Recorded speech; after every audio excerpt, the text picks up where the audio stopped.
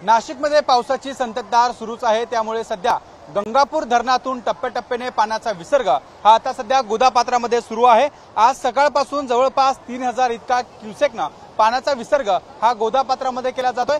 मात्र सध्याला गोदावरी नदीला पूर परिस्थिती ही पाहायला मिळते। आज ऋषीपंचमी असल्यामुळे गोदावरीच्या या ठिकाणी असलेल्या रामकुंड परिसरात महिलांची देखील मोठी गर्दी ही या ठिकाणी पाहायला मिळते। मात्र अनेक छोटे मोठे जे मंदिर आहे रामकुंड परिसरातील हे सर्व आता सध्या पाण्याखाली जात आहे।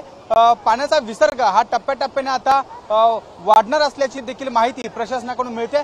मात्र या ठिकाणी जर आपण बघू शकतो रामकुंड परिसरामध्ये एकंदरीत या ठिकाणी आलेले पर्यटक आणि ऋषीपंचमीच्या निमित्ताने झालेल्या गर्दीमुळे या ठिकाणी आता पुरामध्ये जाऊन काही जे पर्यटक आहेत ते आता या ठिकाणी फोटो काढताय, सेल्फी काढताय, आपला जीव धोक्यात घालून या ठिकाणी पाण्याचा जो आहे तो पाण्यामध्ये उतरताना आपल्याला पाहायला मिळत आहे। मात्र या ठिकाणी नाशिक महानगरपालिका असेल त्यासोबत पोलीस प्रशासन असेल याचे कोणतेही अधिकारी कर्मचारी या ठिकाणी पाहायला मिळत नाहीये। त्यामुळे एखादी या ठिकाणी दुर्घटना घडण्याची देखील शक्यता वर्तवली जाते।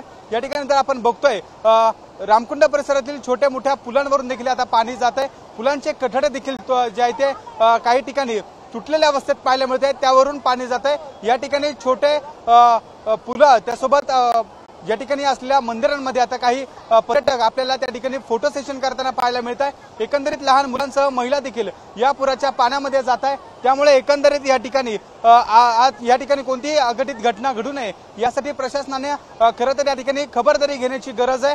मात्र तरी देखील या संपूर्ण रामकुंड परिसरात अद्याप देखील या ठिकाणी नाशिक महानगरपालिकेचे त्यासोबत पोलीस प्रशासनाचे अधिकारी कर्मचारी पाहायला मिळत नाहीये। या ठिकाणी मागच्या पूर परिस्थिती आली होती त्यावेळी देखील या ठिकाणी मोठ्या प्रमाणात या ठिकाणी दुर्घटना घडल्या होत्या। त्यामुळे कोणतीही दुर्घटना घडू नये यासाठी पालिका प्रशासन अनेकदा या ठिकाणी खबरदारी घेताना पाहायला मिळते। मात्र आज सर्वाधिक ऋषीपंचमीच्या निमित्तानं झालेली गर्दी आणि पर्यटकांचा देखील या ठिकाणी वाढता ओघ लक्षात घेता आज या ठिकाणी रामकुंड परिसरामध्ये झालेल्या गर्दीमुळे पूर परिस्थितीमुळे नाशिक महानगरपालिका असेल त्यासोबत नाशिक पोलीस असेल यांचे अधिकारी कर्मचारी या ठिकाणी पाहायला मिळत नाहीये। त्यामुळे या ठिकाणी एखादी जी अघटित घटना देखील घडण्याची शक्यता वर्तवली जाते। कॅमेरामॅन मयूर बारकेसह शुभम बोडके, एबीपी माझा, नाशिक।